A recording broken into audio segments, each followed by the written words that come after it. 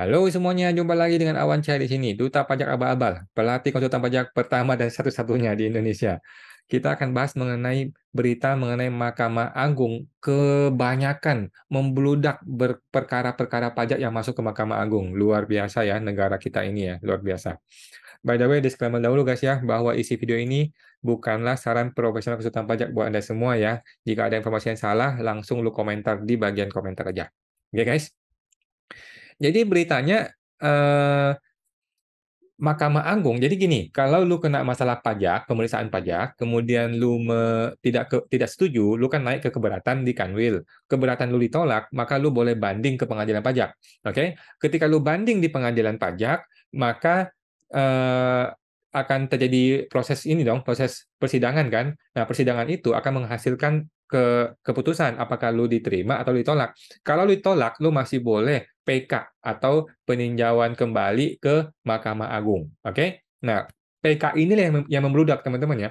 Kalau PK-nya membludak, berarti pengadilan pajak lebih membludak lagi, teman-teman ya. Hakim pengadilan pajak tuh sibuk luar biasa, capek setengah mampus, teman-teman ya. Ngurusin apa? Ngurusin hasil pemeriksaan yang tidak disetujui oleh wajib pajak ya. Kenapa? Akar masalahnya apa? Akar masalahnya adalah perilaku oknum pejabat pajak yang dibiarkan oleh sesama teman-temannya.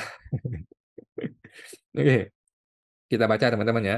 Perkara pajak di MA membludak ya. KY, jumlah hakim agung perlu ditambah. Loh, perkara pengadilannya membludak, jumlah hakim yang ditambahin teman-teman ya.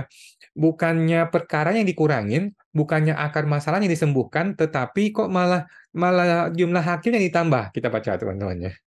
Komisi Yudisial meloloskan satu calon hakim agung tata usaha negara itu ya khusus pajak ya ini khusus pajak dalam seleksi wawancara guna mengikuti fit and proper test yang diselenggarakan oleh Komisi 3 DPR.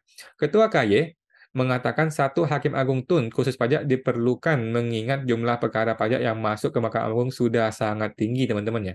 Beban perkara pajak sangat tinggi di Mahkamah Agung luar biasa. Hari ini ada 7 hakim agung teman-teman ya. Ada 7 hakim agung di tun di MA eh, yang khusus pajak itu hanya ada 1 orang. Ya, jumlah hakim agung Kamar Tun khusus pajak hanya ada 1 orang. Buset. Adapun kebutuhan hakim agung Tun khusus pajak diakulkan tersendiri guna menangani perkara pajak luar biasa kaya raya lah beliau ini. Saat ini terdapat 1 Tun khusus pajak yang dinyatakan lolos dari seleksi wawancara KJ. Oke, yaitu Ruwaidah Afiati. Oh, cewek. Saat ini Ruwaidah menjabat sebagai hakim di pengadilan pajak. Oh, dia hakim pengadilan pajak, dia mau naik menjadi hakim di MA ya.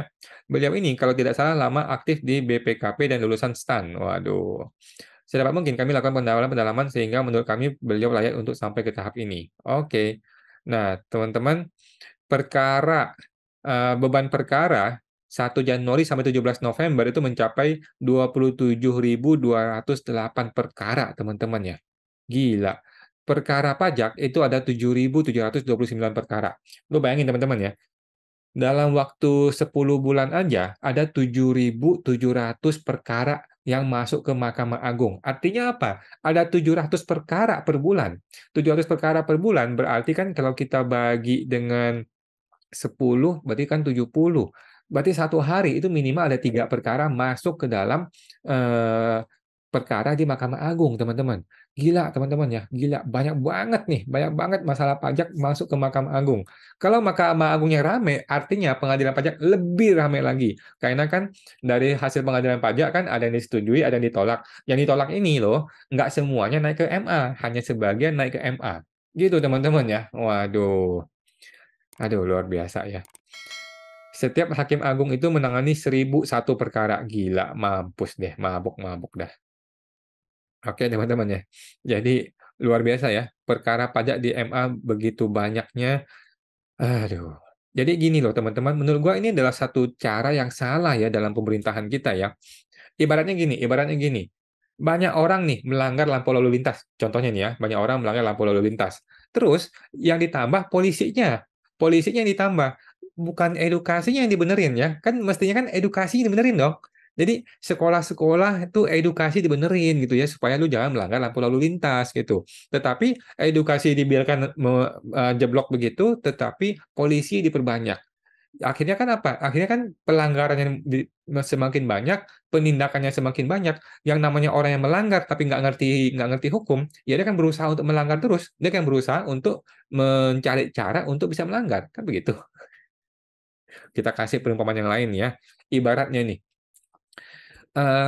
ada sebuah penyakit gitu ya. Penyakit itu ada akar masalah, ada simptom. Simptom itu adalah ciri-ciri dari sebuah penyakit gitu ya. Nah, jadi banyak dokter itu menyembuhkan simptomnya, bukan menyembuhkan akar penyakit masalahnya, gitu ya. Contoh nih ya, orang demam. Contohnya nih, orang kena demam. Orang demam kan suhu tinggi, suhu tubuhnya tinggi gitu ya. Nah, orang yang demam itu penyebabnya apa? Banyak penyebabnya, bisa karena bakteri, virus, dan sebagainya gitu ya. Nah, jadi suhu tubuh naik adalah sebuah simptom, adalah sebuah ciri-ciri dari orang yang sedang sakit gitu loh. Nah, harusnya akar masalahnya disembuhin. Harusnya dicari tahu akar masalah penyakitnya apa, gitu kan. Nah, tetapi yang terjadi adalah suhu tubuh diturunin. Orang minum Panadol gitu kan, orang minum obat untuk menurunkan suhu tubuh. Suhu tubuhnya turun dianggap sembuh, padahal enggak. Gitu ya, penyakitnya masih ada, virusnya atau bakterinya masih ada di dalam tubuh, gitu. Jadi kalau orang demam, jangan suhu tubuhnya yang turunin, tetapi yang mesti disembuhkan adalah akar penyakit masalahnya. Begitu akar penyakitnya sembuh, maka demamnya otomatis akan hilang, gitu ya. Nah, jadi menurut gua nih teman-teman dalam rangka perpajakan ya, seharusnya perilaku pajaknya yang diubah, perilaku petugas pajaknya yang diubah, yang dari perilaku yang menekan, mengancam, mengintimidasi menjadi edukatif, persuasif, kemudian kooperatif gitu ya. Tidak boleh bertindak sewenang-wenang ya. Ingat, petugas pajak punya kewenangan, tapi tidak boleh sewenang-wenang, gitu ya. Tidak bolehlah seorang petugas pajak itu memutuskan sebuah perkara dalam pemeriksaan yang sering kali terjadi nih ya, pakai asumsi, pakai persepsi, pakai, suka-suka dia, nggak pakai dasar hukum ya. Contohnya seperti gua kemarin ya, yang sedang gua gugat itu ya. Nah, kasus pemeriksaan gua tuh, nggak ada angin, nggak ada hujan, tiba-tiba ada hasil pemeriksaan, kan seperti itu. Sewenang-wenang seperti itu, ya kan? Kalau kasusnya seperti itu, seorang wajib pajak yang merasa yang namanya merasa apa ya istilahnya ya, istilahnya apa ya, terperas gitu ya, merasa diperas gitu ya, pasti akan menempuh upaya hukum. Ketika dia menempuh upaya hukum, ributlah di pengadilan. Ketika ribut di pengadilan, pengadilan tetap tidak mengakomodir, maka dia dikalahkan si wajib pajak, dia naik ke Mahkamah Agung. Ramailah di Mahkamah Agung seperti ini gitu. Ketika ramai di Mahkamah Agung, maka Mahkamah Agung bukan mencari akar masalahnya, dia malah menambah hakim. Aduh. Aduh. Jadi menurut gua harusnya itu pola reformasi pajaknya yang diperbaiki. Dengan begitu, masyarakat akan lebih patuh. Dengan masyarakat lebih patuh, akan lebih sedikit potensi masalah pajak. Gitu loh. Sedikit potensi masalah pajak, maka sedikit masalah di pengadilan pajak. Dengan begitu, otomatis perkara di Mahkamah Agung akan berkurang. Gitu ya. Bukan malah hakim yang dibanyakin. Ya, begitulah pola pola di negara ini, teman-teman ya. Jadi teman-teman nggak usah khawatir lah.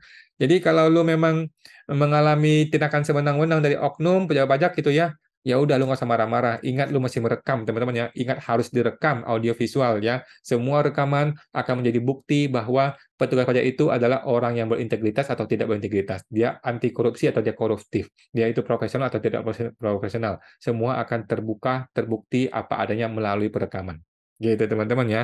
Oke, semoga terbantu. Sampai jumpa lagi.